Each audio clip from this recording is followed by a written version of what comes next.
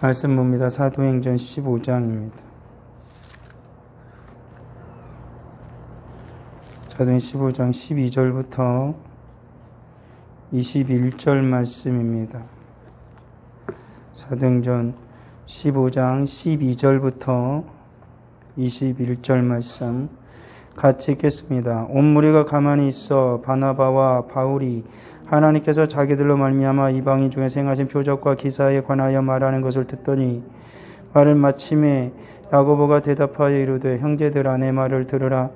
하나님이 처음으로 이방인 중에서 자기 이름을 위하여 백성을 취하시려고 그들을 돌보신 것을 시몬이 말하였으니 선지자들의 말씀이 이와 일치하도다. 기록된 바 이후에 내가 돌아와서 다윗의 무너진 장막을 다시 지으며 또 그 허물어진 것을 다시 지어 일으키리니 이는 그 남은 사람들과 내 이름으로 일컬음을 받는 모든 이방인들로 주를 찾게 하려 함이라 하셨으니 즉 예로부터 이것을 알게 하시는 주의 말씀이라 함과 같으니라.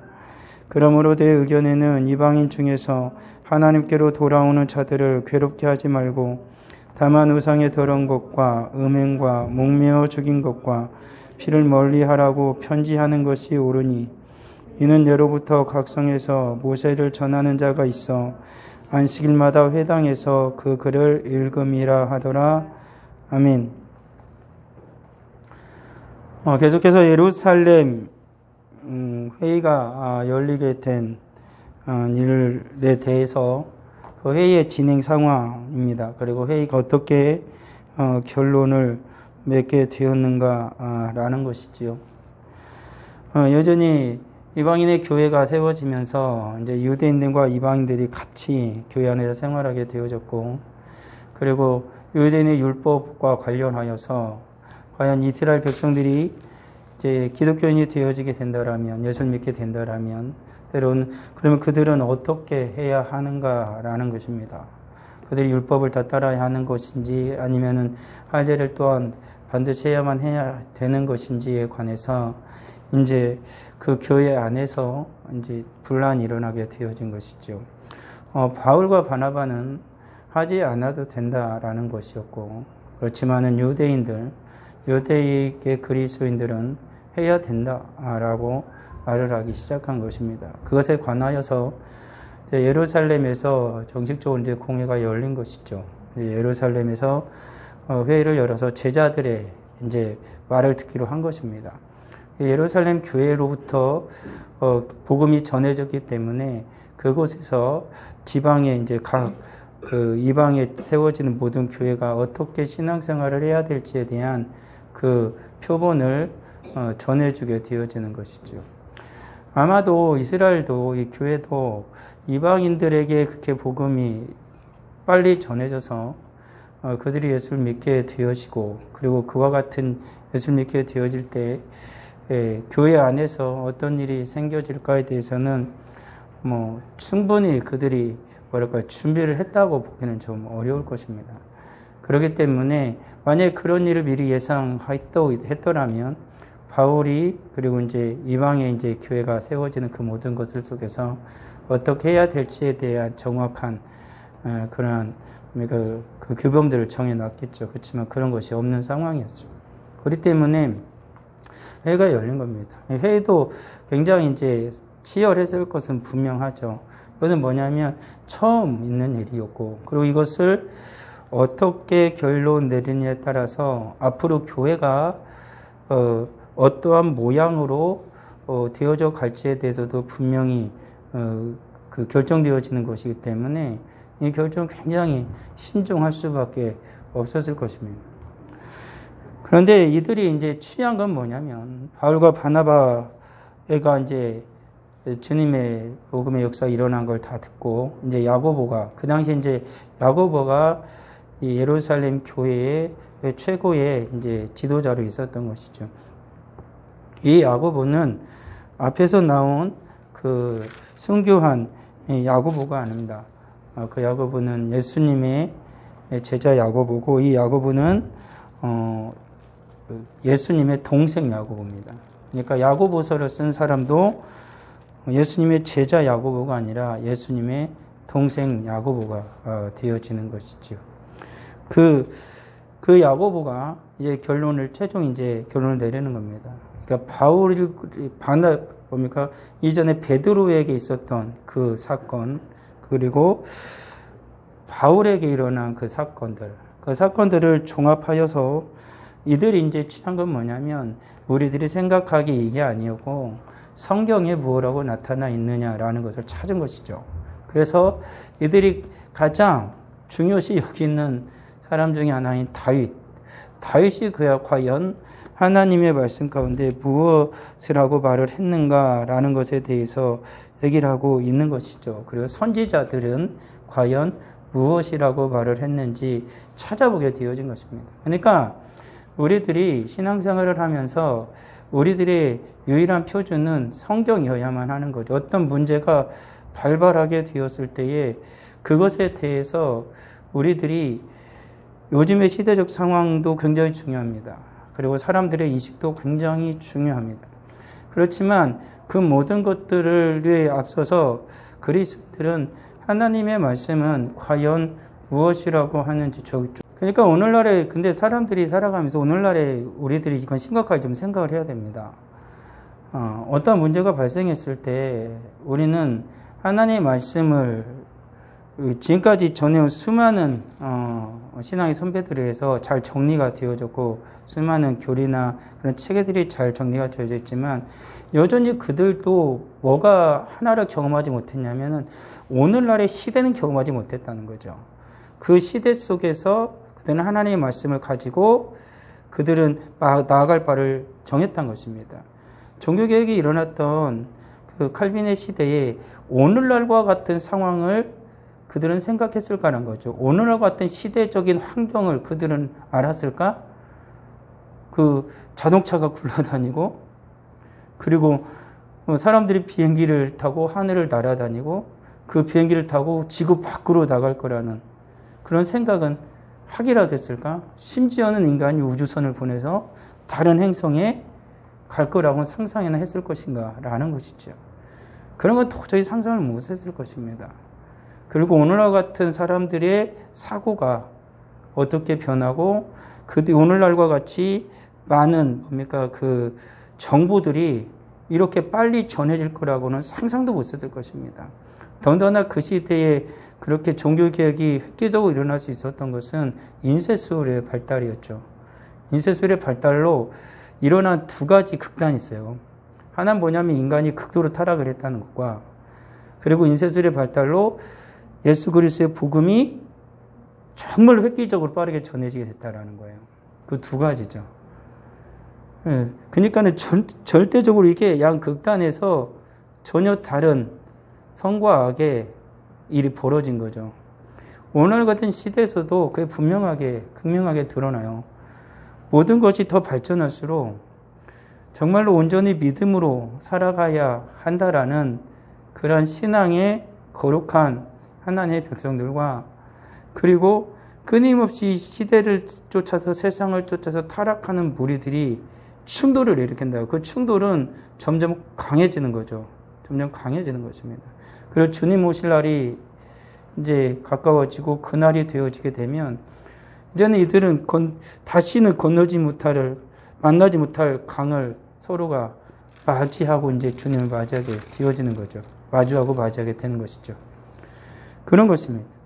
그렇기 때문에 오늘을 살아가는 우리들이 오늘 같은 시대에도 우리들이 정말 심사숙고해야 될 건 뭐냐면 하나님의 말씀이라는 거죠. 그리고 하나님의 말씀은 우리에게 무엇을 요구하느냐라는 것입니다. 그리고 그 하나님의 말씀의 요구에 따라 우리는 어떻게 살아가야 하느냐라는 것입니다. 그건 굉장히 중요합니다. 그런데 그 말씀을, 이 하나님의 말씀을 오늘날 살아가는 사람들 자꾸 이렇게 외면한다라기보다는 하나님의 말씀에 대해서 그대로 우리들이 수용하려고 하기보다는 때로 하나님의 말씀을 우리들이 어느 정도 시대적 상황에 맞추어서 일단은 걸으려고 한다는 거죠. 근데 이 순서가 굉장히 중요합니다. 하나님의 말씀을 그대로 받아들인 이후에 오늘 시대적 상황에 적용하는 것과 하나님의 말씀을 오늘 시대적 상황에 걸러서 우리에게 적용하는 건 다르다는 거죠. 순서가 다르다는 것입니다.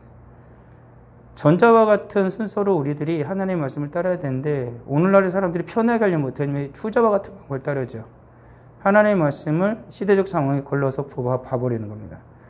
하나님의 말씀은 정확하게 얘기하면 사도행전은 2000년 전에 써진 책이에요. 그러니까 그 시대에서 정확하게 말해주고 싶은 게 있었다라는 거예요. 그러니까 오늘을 보는 성경을 보는 우리도 그 당시의 시대적 상황에서 이 성경이 왜 쓰여졌는지를 분명히 봐야 되는 거예요. 그래서 이 성경이 말하는 것을 그대로 먼저 들어야 돼요. 그리고 그러면 오늘 우리는 하나님의 말씀을 가지고 어떻게 살아야 되냐를 얘기해야 된다고요.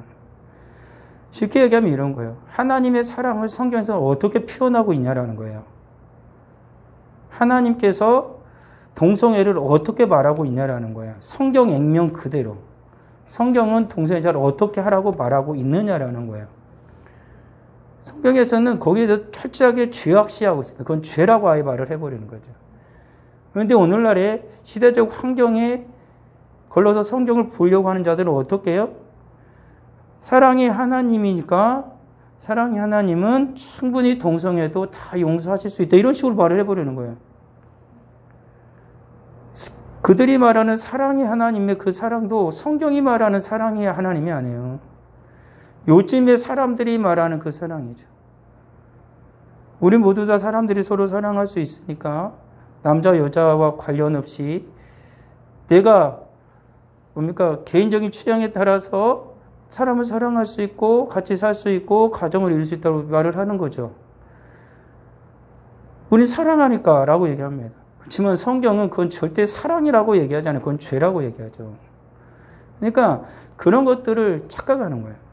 그러니까 오늘날 같은 시대에서 살아가는 그리스도인들은 분명하게 하나님의 말씀이 우리에게 무엇라고 말하는지를 먼저 들어야 된다는 거예요.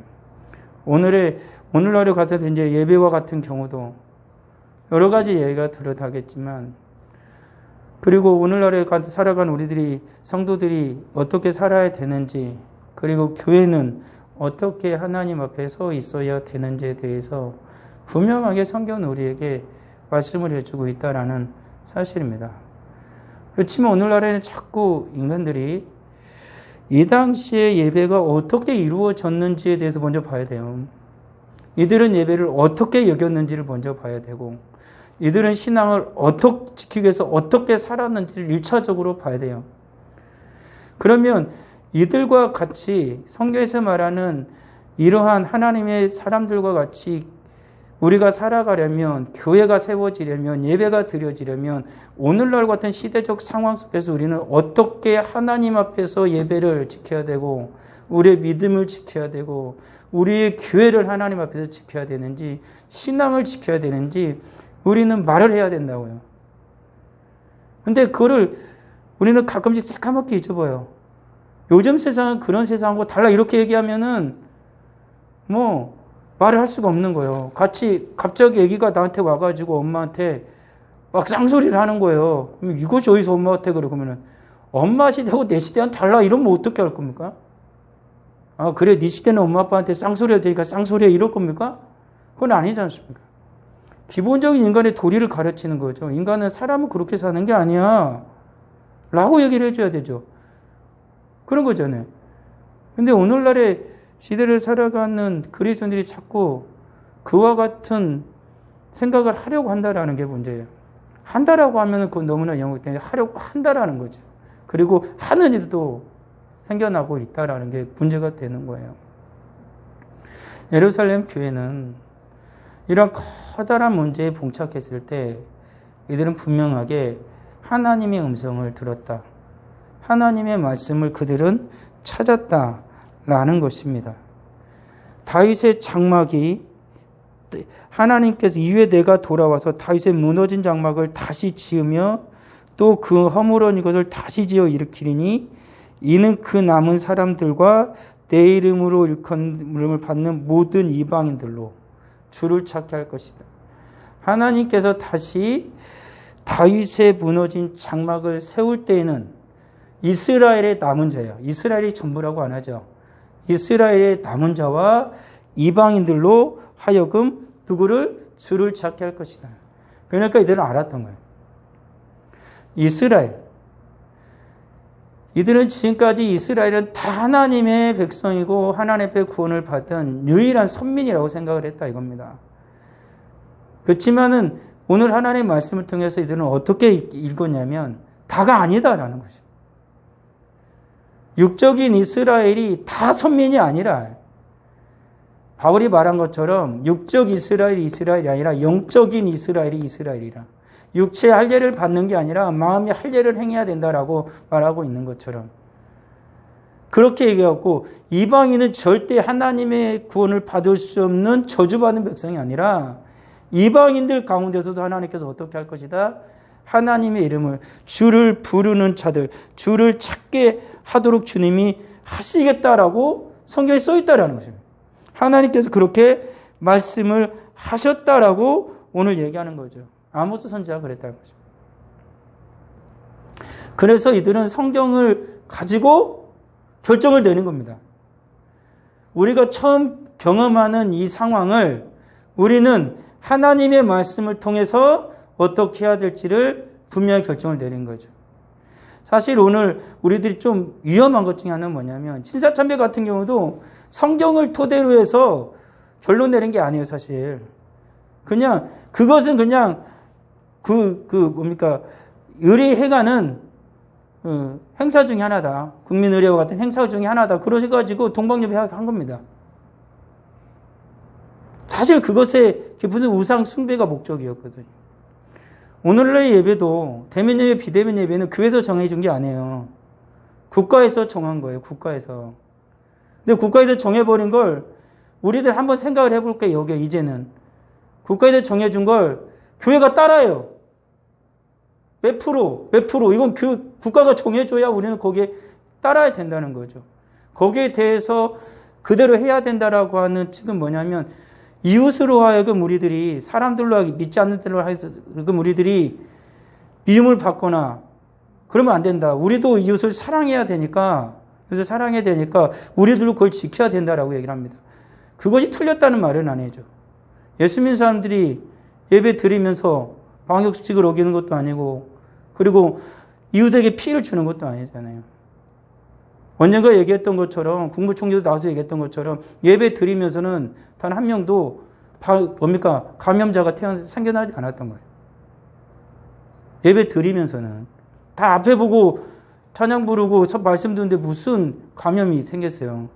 외부에서 걸려가지고 들어와서 전염이 되는 거지. 그러니까 그것에 대해서 철저하게 관리를 잘 하면 되는 거죠. 위험성은 늘 있으니까. 사람이 사는 곳에는 다 코로나 바이러스에 걸린 사람이 우리나라에 다 돌아다니는데 모두 다 위험 지역이에요. 위험 지역이 아닌 곳이었고 위험 지역이 따로 정해진 곳이었고 차라리 진짜 위험한 곳은 사람이 밀집하는 곳이죠. 밀집해서 접촉이 계속 일어날 수 있는 곳.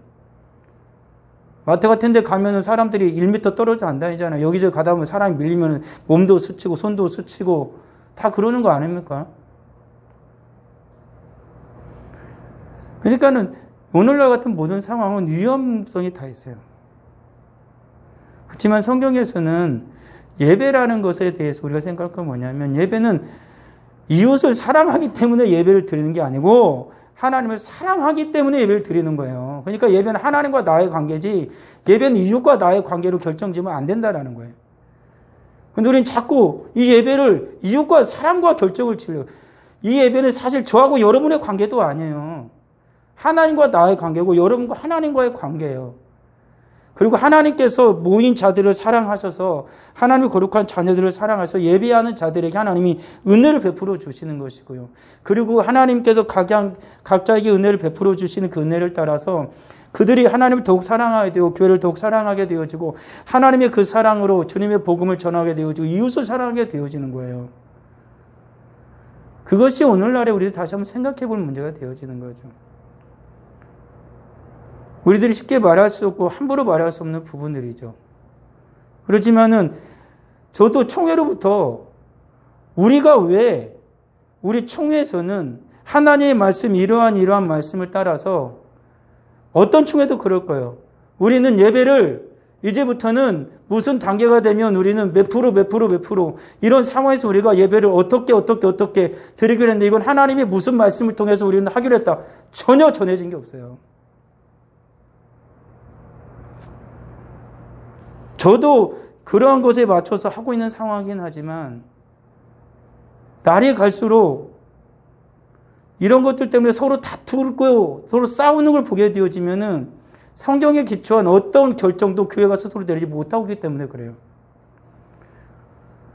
교파를 다 초월해서 교회가 모여서 물론 하나님의 말씀을 부인하고 하나님의 말씀에 대해 조금 이단성 있는 그런 교파도 빼더라도 그런 데 사람들은 취급 많더라도 정말 예배와 관련해서 성삼위 하나님에 대한 고백과 관련해서 확실한 신앙의 고백이 있는 정말 대표들이 총회의 대표들이 모여서 우리는 어떻게 예배를 드려야 될지 그들이 확실하게 하나님의 말씀 속에서 이와 같은 결정을 내렸다라면 오늘날 한국교회는 이런 혼란 안 겪어요. 얼마 전에 있었던 얘기를 우리가 초창기에 있었던 얘기 작년 겨울인 것 같아요. 그 당시에 시골교회에서 있었던 얘기를 한번 해드릴까요? 거기에 몇 단계가 계속 정해지니까 한 교회에서 5명만 예배를 드린 거예요. 5명만. 시골교회인데 작은 시골교회예요. 근데 한 겨울에 눈이 왔어요. 근데 그게 사람도 없으니까는 그냥 목사 1명, 그리고 성도 4명에서 5명 예배를 드리는 거예요. 겨울에. 숫자도 없어요. 근데 그날따라 교회도 안 나오던 3분이 교회로 온 거예요. 3분이. 그분이 교회도 나오시는 분이에요. 근데 눈이 오는 그날에 그 3명이 시골교회로 온 거예요. 그러면은 목사가 5명은 드려야 되니까 3명 나가요. 밖에 기다려. 이러고 못 하잖아요. 들어와서 예배를 드렸어요. 근데 때마침 그때 면싸움에서 그 사람들을 그 교회를 왔네? 8명 드렸다고 100만 원 벌금을 물렸어요. 근데 그 목사님 한 달 사례가 30만 원이에요. 그 시골교회가 아무리 작아도 우리 교회만 할 겁니다. 시골교회는 보통 크니까 교회 건물이 있으니까. 노인들 시골교회니까 노인밖에 없죠. 노인 몇 명이 와서 예배를 드리는데 더군다나 그 추운 겨울에 눈 오는 추운 겨울에 노인들이 3명이 도와서 같이 예배를 드리라고 하는데 이런 것이 나중에 알려진 거예요.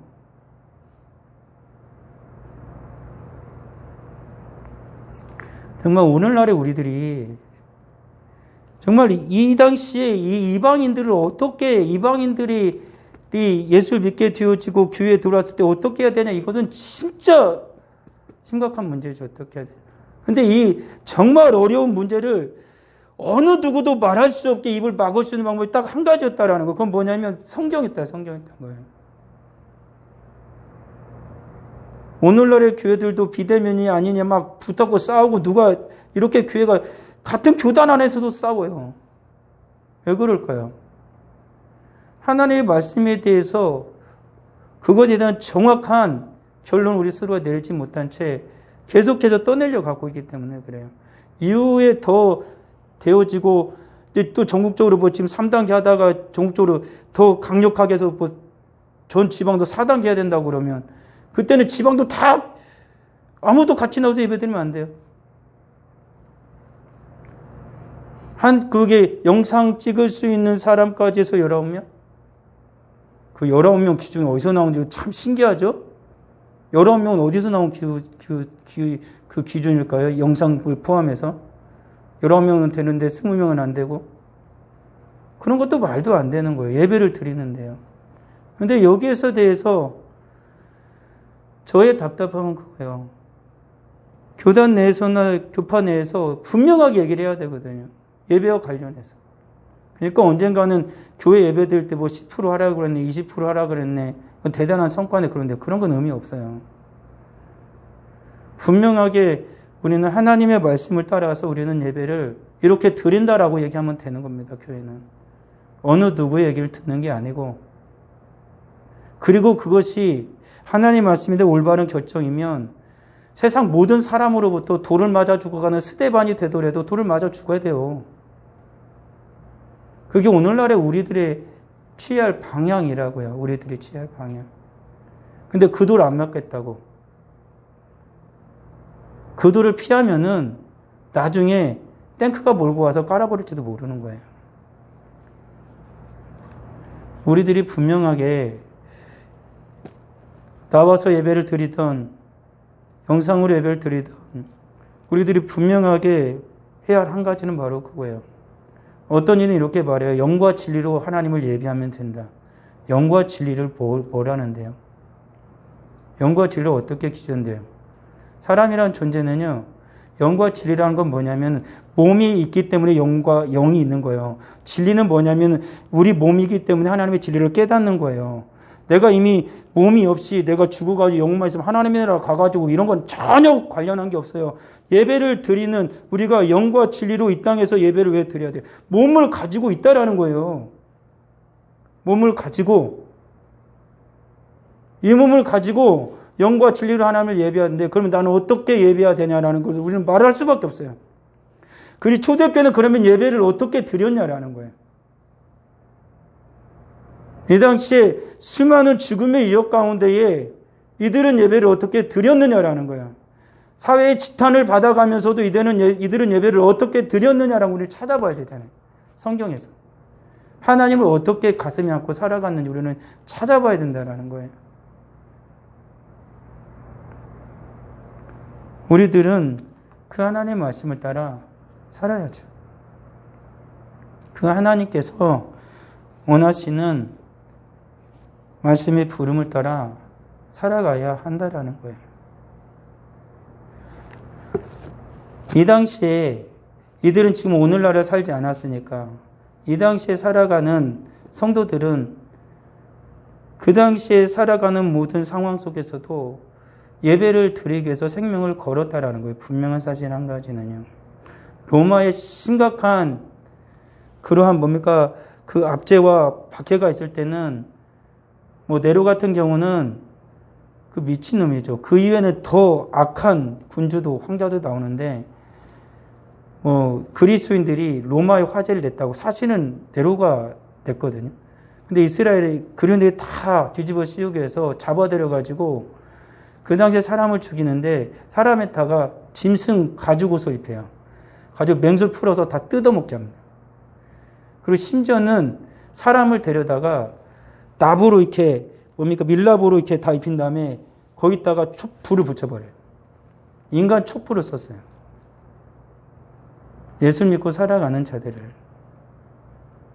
그렇게 살아갔죠. 그리고 박해가 너무 심해지니까 잡힌 대로 다 죽이니까 그래서 카타콤이 생겨난 거예요. 지하 동굴. 그들이 지하에서 하나님을 예배드리기 위해서 그 동굴에 들어가면 어떻게 됩니까? 그래서 사람이 일일이 굴을 다 판 거예요. 그 땅을. 그 땅은 우리 땅과 좀 달라서 이렇게 잘 파지는 땅이기도 하지만 예배를 드리기 위해서 다 도망갔다 예배를 드려서 모이는 장소가 있어요. 늘 하나님을 예배하기 위해서. 성경은요. 영과 우리 믿는 사람들의 영과 영혼과 육체를 따로 분리하지 않아요. 몸을 분리하지 않는다고요. 영혼과 몸이 분리되면 사람은 죽는 거예요. 우리는 하나님을 그렇게 예배하는 거죠. 마음만, 중심만 하나님께 향해 있으면 그것은 내가 몸이 있다라는 걸 존재를 한다라는 사실 잊으면 안 돼요. 몸이. 내가 오늘날 하나님이 주신 이 몸을 가지고 하나님 앞에 살아가는 거잖아요. 바울은 분명히 말하기를 너희가 하나님의 거룩한 성령의 전인 것을 잊으면 안 된다라고 말을 해요. 그게 오늘날 우리들이 하나님 앞에서 살아가야 할 삶의 모습이 되어지는 것이죠.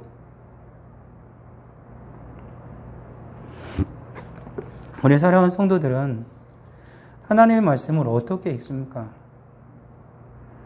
하나님 말씀에서 오늘날 우리에게 어떠한 예배를 원하는지를 알고 싶다라면 성경에서 하나님의 백성들에게 하나님은 어떻게 예배를 드리더라고 요구했고 그들은 어떻게 예배를 드렸으며 그들은 또한 그 예배를 하나님 앞에 온전한 믿음으로 드리고 살아가기 위해서 어떻게 행했는지가 나오잖아요. 하나님께서 맨 처음에는 이들을 어떻게 합니까? 맨 앞에도 빼더라도 성막에는 계속해서 하나님께서 그들을 하나님의 성막이 이스라엘 백 출애굽 성막에 모일 때는 하나님이 임하시면 모든 백성들이 다 와서 그들을 봅니다. 다 봐요. 그리고 그게 끝나면 자기 처소로 들어가죠. 그리고 그 성막에서는 날마다 하루에 3번씩 하나님 앞에 불태워져서 계속 제물이 불탑니다. 성전에서도 그랬고요. 예수님이 오시고 나서부터는 그 성전이 사라지죠. 이제 내가 하나님의 거룩한 성전이 되어서 주님 앞에 살아갑니다. 그리고 이 하나님의 구원받은 하나님의 백성들이 모이기 시작하는 게 바로 그게 교회죠. 하나의 대가 교회가 되고 그곳에서 예배를 드립니다. 초대교회 예배의 모습이 분명하게 나타나죠. 그들은 늘 모입니다. 모이고 또 모입니다. 왜요? 주님이 그랬으니까. 히브리서 기자는 나중에 그래서 이렇게까지 고백을 하지 않습니까? 모이기를 피하는 어떤 악한 자들 습관과 하지 말고 그날의 가까움을 볼수록 더욱 모이기에 힘쓰랍니다. 그게 성경이 우리에게 요구하는 거죠. 이 코로나19 상황이 지나면 어떻게 될지 모르겠습니다. 코로나19 상황이 지난다라는 제 표현은 우리나라 사람들이 70% 이상의 백신을 맞은 상태를 그냥 전 얘기합니다. 코로나가 사라질 거라고 전 절대 생각하지 않습니다. 코로나 안 사라집니다. 이것은 제가 하는 말이 아니라 과학자들이 다 하는 말입니다. 이 바이러스는 사라질 바이러스가 아니다. 그러니까 전 세계로 퍼질 거라는 거죠. 백신을 맞는 것밖에 없습니다. 백신을 맞아도 델타 플러스 변이는 백신 맞은 사람 뚫고 지나가가지고 다 걸려요. 백신을 맞아도 델타 플러스 바이러스는 그냥 내가 맞았어도 항체에 있어도 다 뚫고 지나가 다른 사람한테 옮긴다니까요. 이 백신을 효과는 안 옮기는 효과가 아니라 언제 말씀드린 것처럼 내 안정성 확보하는 것 뿐이에요. 이게 건강한 사람은 걸려도 상관없지만 연약한 사람은 잘못 걸리면 죽을 수도 있으니까. 그렇지만 한편으로는 또 백신을 맞아도 죽는 사람이 있어요. 여기에서도 상당히 많은 다툼이 일어나고 있죠. 어떤 사람은 백신을 맞아서 죽은 사람이 더 많다는 사람까지 있습니다. 왜? 젊은 사람은 웬만하면 바이러스 걸려도 안 죽는데 젊은 사람들이 죽어가니까. 노인들이 취약계층이죠. 그래서 우리나라 같은 노인들부터 먼저 맞죠. 그건 잘한 겁니다. 이제 젊은 사람들 맞기 시작하는데 몸에 좀 건강 이상인 사람은 안 맞아도 돼요. 그것은 의무가 아니죠. 그건 선택이니까. 맞을 사람은 맞으면 돼요. 그건 선택이니까. 다시 뭔 말하지 왔으면 다시 돌아오게 되었으면 이 코로나는 계속 갈 거예요. 그럼 계속 이렇게 예배를 드리는 건지 그건 아니겠죠. 우리가 다 백신을 맞으면 그때는 해제가 되겠죠. 영국이나 이스라엘이나 많이 맞은 나라들이 그걸 아예 해제하고 있는 것처럼 그들은 안 거예요. 이게 이렇게 사람이 손으로 막아도 될 일이 아니다. 저희 나라도 빨리 백신이 많이 돌아오길 우리 그리스도인이 첫 번째 할 건 그거예요. 빨리 백신이 많이 들어와서 전 국민이 건강한 사람들 맞으신 사람이 빨리 70% 이상 먼저 맞게 될 수 있기를 그렇게 기도를 해야 되죠. 그리고 그때가 이제 얼마나 길을지는 더 모르겠지만 우리가 정말로 하나님 앞에 온전한 예배자로 정말 하나님 앞에 내 신앙의 양심 가운데 오늘 하나님의 말씀이 있는 것처럼 나는 예배를 어떻게 드려야 되는지 오늘 성경은 분명하게 말합니다. 예배는 모여서 드리는 게 성경이 요구하는 겁니다. 못 모이는 사람은 못 모이는 거예요. 그래서 병든 사람은 못 오잖아요. 그러잖아요. 갑자기 해외에 있는 사람이 이곳에 와서 예배는 못 드리잖아요. 코로나19라는 이것이 우리로 하여금 우리들의 삶을 통해서 가로막는 수많은 것들 때문에 예배 자리를 못 나오는 데 있어요. 모두 다 그런 이들을 다 정죄할 수는 없어요. 그렇지만 한 가지 중요한 사실은 한 가지야. 내가 이곳에서 예배를 드리건 영상으로 내가 하나님의 말씀을 듣건 중요한 사실 첫 번째 한 가지는 모여서 예배를 드리는 것인데 내 신앙의 자유를 가지고 내 양심의 자유를 가지고 하나님 앞에서 그것은 내가 하나님 앞에서 서는 것뿐이다라는 거예요. 앞서 말한 것처럼 갑자기 오다가 차가 고장났으면 못 오잖아요. 예배 시간에 못 오잖아요. 그 사람들 못 왔다고 뭐라고 할 수는 없지 않습니까? 몸이 아파서 병들어 힘들어가지고 집에 있는 사람을 못 온다고 정죄할 수는 없는 거죠. 그렇지만 그 내가 어떤 상황에 처해 있든지 간에 내가 모여서 예배를 드리는 것이 맞는데 그것이 내 마음에 계속 찔림이 되고 내 마음이 계속 무겁고 내가 하나님께 예배 드리지 못하는 그 모습이 너무나 하나님 앞에서 내가 죄를 짓는 것 같으면 그는 나와야 되는 거예요. 나와서 하나님을 예배 드려야 되는, 그게 맞는 거죠. 그것에 대해서 전혀 생각이 없으면 그건 좀 생각을 해봐야 되고요. 그건 생각을 해봐야 되고요. 우리가 드리는 수요예배는 성경이 아주 구체적으로 나와 있는 예배라고 볼 수 없기에 뭐라고 많은 이들이 얘기할 수는 없겠으나 적어도 주일 예배 하나만큼은 우리는 심각하게 고민을 해봐야 돼요. 아주 심각하게. 오늘날 우리의 상황 속에서. 오늘날 우리의 상황 속에서. 우리 사는 모든 성도가 오늘 말씀에 나온 것처럼 모든 그의 심각한 위기 가운데 답을 찾는 건 하나님의 말씀밖에 없습니다. 우리가 신앙생활을 하면서 답을 찾을 수 있는 것은 어느 누구의 권면이나 위로하는 말이나 조언이 아니라 오직 하나님의 말씀입니다.